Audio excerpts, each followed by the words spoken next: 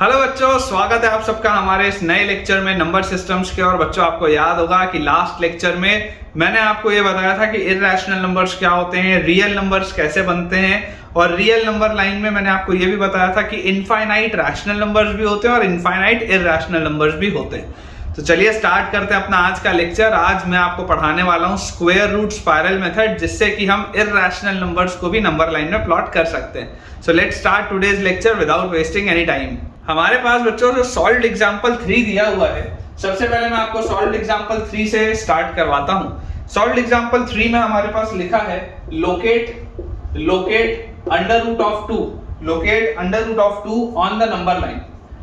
Locate under root of 2 on the number line. आपको number line में under root of 2 को locate करना है। अब इस तरीके के सवाल के लिए जो अप्रोच होता है वो बहुत इंपॉर्टेंट होता है। एक छोटा सा कंस्ट्रक्शन होता है जो हमें करना होता है। तो आप तसल्ली से अभी लिखना छोड़ के सिर्फ ध्यान से इसे देखिए जो मैं आपको बोल रहा हूं। आप सबसे पहले बच्चों क्या करेंगे, आप सबसे पहले एक स्ट्रेट लाइन ड्रॉ करेंगे। ठीक है, आपको जो सबसे पहले करना है, आपको एक स्ट्रेट लाइन ड्रॉ करना है। ठीक है, आप स्केल से बनाइएगा अच्छे से।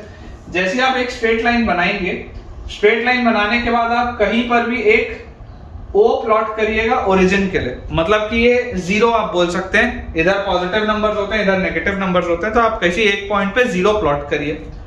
अब ये करने के बाद हमें जो करना है, हमें सबसे पहले यहाँ 0 से 1 यूनिट्स का एक डिस्टेंस मेजर करना है। ठीक है, 0 से हमने 1 यूनिट्स का एक डिस्टेंस मेजर करना है। ये हमने डिस्टेंस मेजर किया और इसको हमने बोल दिया यार ये 1 यूनिट है। स्केल से आप आराम से ये चीज कर सकते हैं। अब इसके बाद जो आपके पास प्रोटेक्टर होता है, जिससे कि हम ये देखते हैं कि हमारा एंगल कितना बन रहा है, तो आप अब ये करेंगे कि इस 1 से आप 90 डिग्री का एक एंगल बनाएंगे।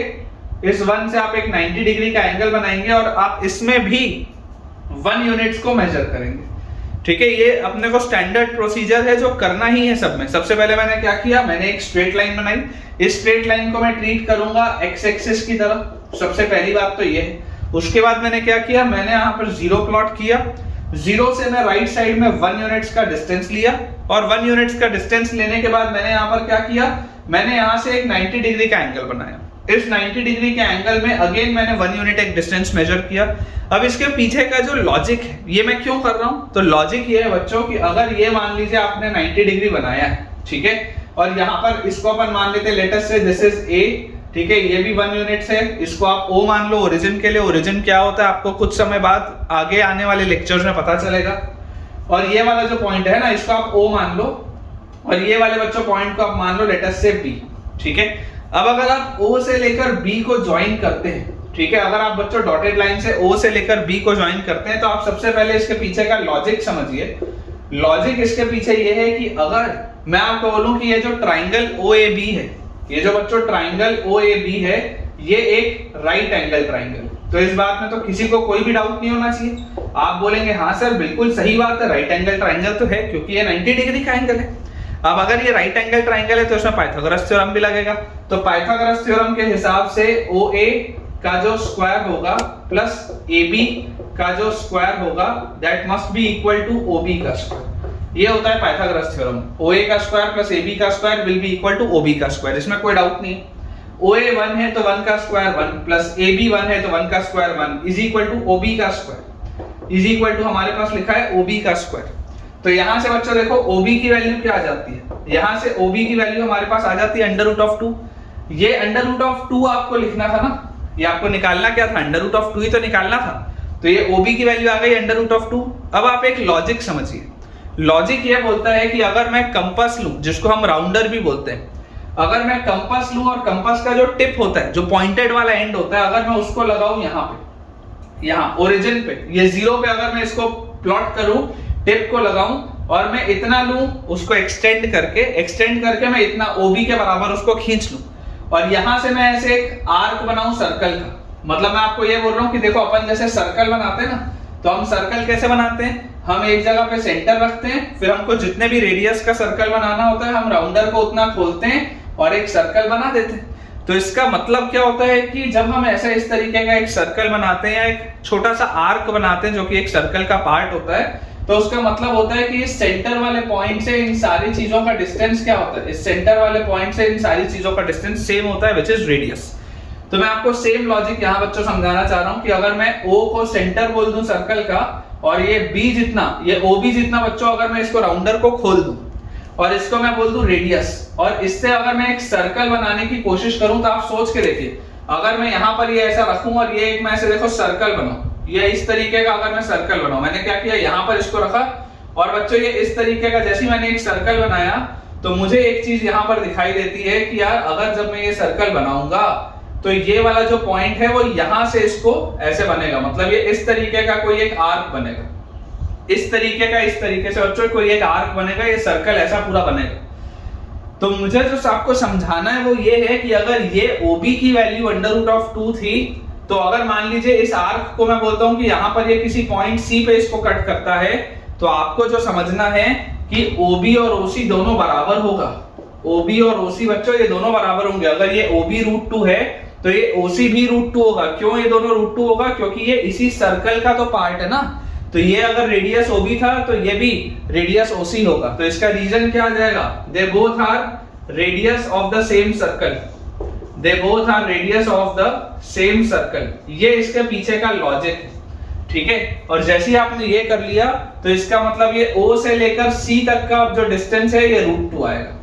अगर ये OB आपके पास √2 था तो O से लेकर C तक आपके पास √2 आएगा। तो आपने देखिए नंबर लाइन में, इस नंबर लाइन में आपने इसको प्लॉट कर लिया। ये तरीका होता है, नंबर लाइन में तो प्लॉट करना था, तो आप देख लीजिए नंबर लाइन में आपने इसको प्लॉट कर लिया। मतलब ये 0 से लेकर A तक ये 1 यूनिट्स था और 0 से लेकर C तक ये √2 यूनिट्स है। अब √2 क्या होता है? √2 तो इररेशनल नंबर होता है, लेकिन देखिए मैंने बहुत चालाकी से इररेशनल नंबर को भी नंबर लाइन में प्लॉट कर लिया और इसी मेथड को हम कहते हैं स्क्वायर रूट स्पाइरल। इसी मेथड को बच्चों कहा जाता है स्क्वायर रूट स्पाइरल, ठीक है। ये इस मेथड का नाम होता है, आप इसे नोट कर लीजिए, बहुत इंपॉर्टेंट मेथड है। और इसी तरीके का एक सवाल अभी मैं आपको और कराऊंगा ताकि आपके कंसेप्ट अच्छे से क्लियर हो। अगर आपको कोई भी डाउट है इस प्रोसेस में तो जल्दी से मुझे कमेंट्स में पूछें। और मैं आप सबको ये रिकमेंड करूंगा कि आप पिछले 5 मिनट का वीडियो एक बार दोबारा देखें ताकि आपका कंसेप्ट अच्छे से क्लियर हो। अब बेटा बिल्कुल सिंपल पैटर्न का सवाल है, एक्सरसाइज 1.2 के पहले एक सॉल्व्ड एग्जांपल 4 दिया है, बिल्कुल सेम पैटर्न का। देखिए सॉल्व्ड एग्जांपल 4 अगर हम देखें तो सॉल्व्ड एग्जांपल 4 में आपके पास लिखा हुआ है locate √3, locate √3 on the number line, locate √3 on the number line। ये हमारे पास सवाल है, बिल्कुल सेम पैटर्न का अप्रोच। मैं आपको फिर बोलूं कि बिल्कुल सेम होगा, यही इसका तरीका होता है। देखिए आप बच्चों अगर इसको सोचेंगे तो सबसे जो पहला स्टेप था, सबसे पहला स्टेप क्या था कि आपको सबसे पहले एक स्ट्रेट लाइन बनानी। तो हमने एक स्ट्रेट लाइन बना ली। अब जब हमने स्ट्रेट लाइन बनाई तो स्ट्रेट लाइन में कहीं एक जगह पर आपको एक O वाला पॉइंट प्लॉट करना है जिसको आप 0 भी बोल सकते हैं, ठीक है। तो ये हमने एक जगह लिख लिया। अब इसके बाद हमने क्या किया था, हमने स्केल से 1 यूनिट्स का डिस्टेंस मेजर किया और हमने लेटेस्ट से उसको बोल दिया A, ठीक है। 1 यूनिट्स का हमने डिस्टेंस मेजर किया O से लेकर A का। यहाँ मैं लिख देता हूँ OA का जो है दैट इज 1 यूनिट्स। आप इसको 1 सेंटीमीटर बोल तो एक ही बात है, कोई दिक्कत नहीं, ठीक है। अपन स्केल से कर रहे हैं ना, इसको आप 1 सेंटीमीटर बोल दो। तो ये हमने इसमें प्लॉट कर लिया। अब इसके बाद अगला स्टेप क्या था? अगला स्टेप था कि अब मैं प्रोटेक्टर का यूज करते हुए A से एक 90 डिग्री का एंगल बनाऊंगा और उसके ऊपर भी मैं 1 यूनिट्स को मार्क करूंगा, ठीक है। A से मैं 90 डिग्री का एक एंगल बनाऊंगा प्रोटेक्टर का यूज करते हुए और अगेन मैं उसमें एक 1 यूनिट्स का डिस्टेंस मेजर करूंगा स्ट्रेट लाइन पे। तो ये भी हम कर सकते हैं। तो अब हमारे पास देखिए ये एक ट्राइंगल OAB बन चुका है और इस ट्राइंगल OAB में, इस ट्राइंगल OAB में ये वाला एंगल 90 डिग्री है। और अगर आप O से लेकर B को ज्वाइन करते हैं तो अभी थोड़ी देर पहले आपने ये चीज देखा था कि ये जो OB होता है वो √2 के बराबर आता है। इतने में किसी भी बच्चे को कोई डाउट नहीं होना चाहिए। अगर मान लीजिए आपको √2 ही प्लॉट करना होता तो यहाँ पर राउंडर रख के इतना रेडियस लेके मैं ऐसे सर्कल घुमाता और जैसे ही मैं सर्कल घुमाता तो यहाँ पर जो पॉइंट आता वो मेरा √2 यूनिट्स का होता। O से लेकर C तक मेरा √2 यूनिट्स आता। पर ये तो मुझे नहीं करना है, मुझे बोला जा रहा है √3। तो √3 के लिए मैं बोलता हूं आप इसी प्रक्रिया को एक बार और आगे बढ़ाइए।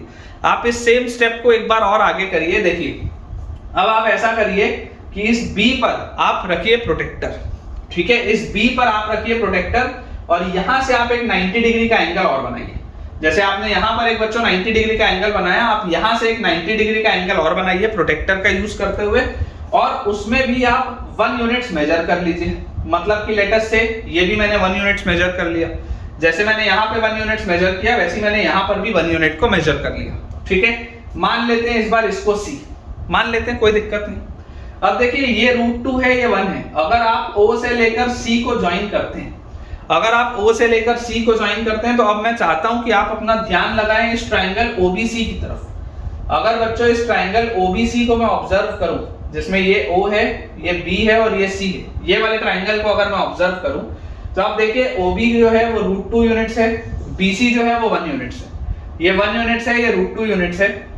अगर हम ध्यान से देखें OC को, अगर हम ध्यान से OC को देखें तो यहाँ पर आप देखिए हाइपोटेनियस का स्क्वायर जो होता है, हाइपोटेनियस का square is equal to OB का स्क्वायर प्लस BC का स्क्वायर। हाइपोटेनियस का square is equal to OB का स्क्वायर प्लस BC का स्क्वायर, ये बात हमको पता ही है। तो यहाँ से हमारे पास आ जाएगा OC का square is equal to OB का स्क्वायर मतलब 2 प्लस BC 1 है उसका स्क्वायर मतलब 1। देखिए ये आ गया आपके पास OC का स्क्वायर की वैल्यू 3 के बराबर, मतलब OC की वैल्यू क्या आएगी, √3 आएगी। बहुत चालाकी से मैंने OC की वैल्यू निकाल ली √3। अब अगर बच्चों ये OC की वैल्यू मेरे पास √3 आ चुकी है तो जरा सोच के देखो कि अगर आप राउंडर के टिप को, जो पॉइंटेड वाला एंड होता है, अगर आप टिप को O पर रखोगे और C तक का अगर आप एक रेडियस खींचोगे, O पर अगर आप टिप को रखोगे, C तक अगर आप एक रेडियस खींचोगे और आप इस तरीके से एक ऐसा सर्कल बनाओगे बड़ा सा, तो जैसे मैं एक सर्कल बनाऊंगा तो मुझे जो बात समझ में आती है वो ये है कि ये जो सर्कल होगा ये जहां पर इस एक्स एक्सिस को, इस लाइन को कट करेगा, ये सर्कल के लिए, ये बच्चों सर्कल के लिए जहां पर भी आप अच्छे से राउंडर से बनाइएगा, जहां पर भी ये कट करेगा, मान लो अगर मैं उसको पॉइंट D, तो जरा सोच के देखो क्या ये O से लेकर D तक की दूरी भी √3 यूनिट्स होगी क्या? सोच के देखो, O से लेकर C तक अगर √3 है और अगर इसको मैं ऐसे एक्सटेंड कर दिया आगे और ये अगर D आ गया, मतलब आप सोच के देखो कि O से लेकर D तक भी तो √3 होगा। इसका मतलब आप बोल सकते हो कि OC अगर √3 है तो OD भी √3 होगा। रीजन क्या आएगा? Reason is radius of the same circle. Reason is radius of the same circle. बहुत इंपॉर्टेंट कंसेप्ट है, बहुत इंपॉर्टेंट कंसेप्ट। और आपके पेपर में जनरली √2 या √3 ही आता है। अगर √5 भी आए तो कोई घबराने की बात नहीं है, मैं आपको अगले लेक्चर में वो भी सिखाऊंगा।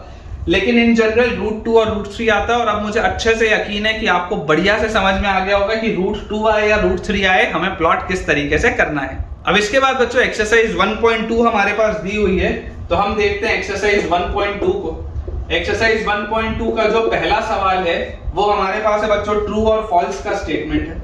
ठीक है, ट्रू और फॉल्स हमें बताना है और उसके बाद हमें इसे जस्टिफाई भी करना है। ठीक है, अगर ट्रू है तो क्यों ट्रू है, अगर फॉल्स है तो क्यों फॉल्स है, आपको जस्टिफाई भी करना है, मतलब आपको उसके एक्सप्लेनेशन भी देना है। देखिए अगर हम बच्चों इसका स्टेटमेंट फर्स्ट देखें तो हमें पहला स्टेटमेंट लिखा हुआ है every irrational number is a real number.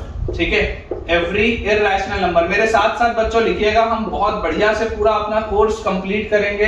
एक एक चीज, एक एक सवाल मैं आपको इस चैनल पे कराने वाला हूं। जल्दी से शेयर करें अपने बाकी फ्रेंड सर्कल में, अपने स्कूल के ग्रुप में भी इसे डालें ताकि उनकी पढ़ाई अच्छे से हो। Every irrational number is a real number. Every irrational number is a real number. ठीक है, ये अपने पास देखिए सवाल दिया है that every irrational number is a real number। अब अगर आप ध्यान से इसको ऑब्जर्व करें तो आप इस बात को समझिए कि यार ये जो स्टेटमेंट लिखा है ये स्टेटमेंट तो करेक्ट है, ये स्टेटमेंट करेक्ट है, इसमें कोई भी गलती नहीं। हर इररेशनल नंबर रियल होता है, इसमें कोई भी डाउट नहीं है। क्यों इसमें डाउट नहीं है? इसमें बच्चों हमें डाउट इसलिए नहीं है क्योंकि आप समझिए, मैंने आपको लास्ट लेक्चर में ही बताया था कि जो रियल नंबर्स होते हैं, रियल नंबर्स दो तरीके के नंबर्स से मिलके बनते हैं। Real numbers can be categorised into two parts. Real numbers का एक हिस्सा होता है रैशनल और रियल नंबर्स का दूसरा हिस्सा होता है इररेशनल। तो अगर मान लीजिए मुझे बोला जाए कि हर इररेशनल नंबर रियल होता है तो बिल्कुल सही बात है। लेकिन अगर इसी का उल्टा बोल दिया जाता कि हर रियल नंबर इररेशनल होता है तो फॉल्स हो जाता। हर रियल नंबर इररेशनल नहीं होता, हर रियल नंबर रैशनल भी नहीं होता, वो फॉल्स हो जाएगा। क्योंकि रियल नंबर्स रैशनल भी हो सकते हैं, इररेशनल भी हो सकते हैं, लेकिन हर इररेशनल नंबर रियल होता है, बिल्कुल सही। हर रैशनल नंबर भी रियल होता है, बिल्कुल सही। तो आई होप आपको ये वाला जो पहला वाला स्टेटमेंट है बढ़िया से क्लियर हो गया होगा कि every irrational number is a real number, it is a correct statement. ठीक है, इसको मैंने आपके लिए एक्सप्लेनेशन भी इसका दे दिया है। अब इसी का अगर हम सेकंड वाला पार्ट देखें तो सेकंड वाले पार्ट में हमारे पास लिखा हुआ है every point on the number line, every point on the number line, every point on the number line is of the form, every point on the number line is of the form under root m, every point on the number line is of the form under root m where m is of the form under root m where m is a natural number, where m is a natural number। ये हमारे पास लिखा हुआ है अगला statement, ठीक है। इसको अब ध्यान से अपन ऑब्जर्व करते हैं क्या लिखा है। हमारे पास दिया है every point on the number line, एक नंबर लाइन में जितने भी पॉइंट्स होते हैं it is of the form of under root m where m is a natural number. तो यार ये स्टेटमेंट तो गलत है, this is a false statement. क्यों ये स्टेटमेंट गलत है? ये बच्चों स्टेटमेंट गलत इसलिए है क्योंकि हमें ये बात पता है कि नंबर लाइन जो होती है, नंबर लाइन में पॉजिटिव नंबर्स के साथ साथ नेगेटिव नंबर्स भी मौजूद होते हैं, ठीक है। जैसे मान लीजिए अगर ये आपके पास 0 हो, यहाँ 1 हो, यहाँ 2 हो और इस तरीके से आप आगे जाएंगे, ये 3 हो, ये 4 हो, इस तरीके के आप नंबर्स लिखेंगे। अब यहाँ पर आपके पास ये -1 है, यहाँ पर आपके पास -2 है, तो क्लियरली मुझे दिखाई देता है कि यार मैं नेगेटिव नंबर्स को तो इस फॉर्मेट में कभी लिख ही नहीं सकता। क्यों? क्योंकि मैंने आपको लास्ट लेक्चर में बताया था कि under root is always positive. ये मैंने आपको रिमार्क में बताया था लास्ट लेक्चर में कि अंडर रूट की वैल्यू हमेशा पॉजिटिव होती है, वो कभी भी नेगेटिव नहीं हो सकती। तो अगर अंडर रूट की वैल्यू बच्चों हमेशा पॉजिटिव होती है, इसका मतलब कि negative numbers are also present. इसका मैं आपको रीजन बता रहा हूं कि ये स्टेटमेंट गलत क्यों है। Negative numbers are also present on the number line, are also present on the number line, but it cannot be represented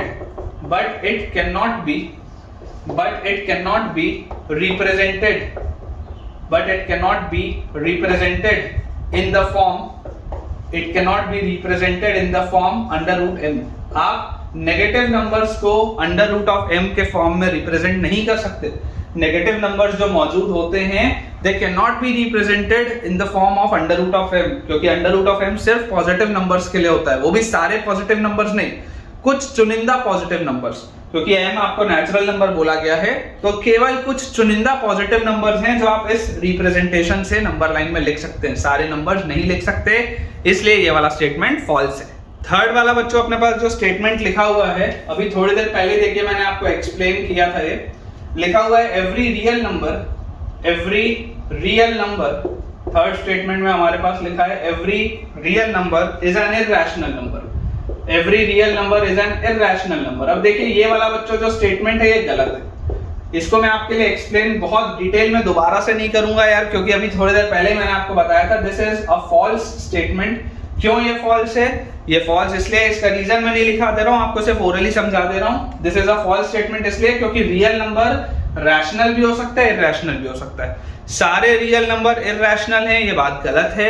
सारे रियल नंबर रैशनल हैं, ये बात भी गलत है। लेकिन हाँ, ये बात बिल्कुल सही है कि सारे इरैशनल नंबर रियल होते हैं, सारे रैशनल नंबर भी रियल होते हैं, ठीक है। तो ये जो हमारे पास स्टेटमेंट लिखा है this is a false statement, ये बेटा बिल्कुल गलत लिखा है। तो ठीक है बच्चों, विद दिस हम अपने आज के अमेजिंग से लेक्चर के एंड पे पहुंच चुके हैं। एक बेसिक सा लेक्चर था जिसमें हमने स्क्वायर रूट स्पाइरल मेथड को अच्छे से देखा और हमने ये भी सीखा कि हम किस तरीके से इरैशनल नंबर्स को भी नंबर लाइन में प्लॉट कर सकते हैं। अगला लेक्चर अगेन आपके लिए बहुत एक्साइटिंग होने वाला है, बहुत सारे नए नए कंसेप्ट्स आपका इंतजार कर रहे हैं। तो आपसे मुलाकात होगी अब अपने अगले लेक्चर में। अगर आपको ये वीडियो पसंद आया हो तो इसे लाइक करें, चैनल को सब्सक्राइब करें और अपने सारे दोस्तों के साथ इस वीडियो को शेयर करें ताकि उन सब की पढ़ाई बहुत बढ़िया तरीके से हो पाए। Thank you.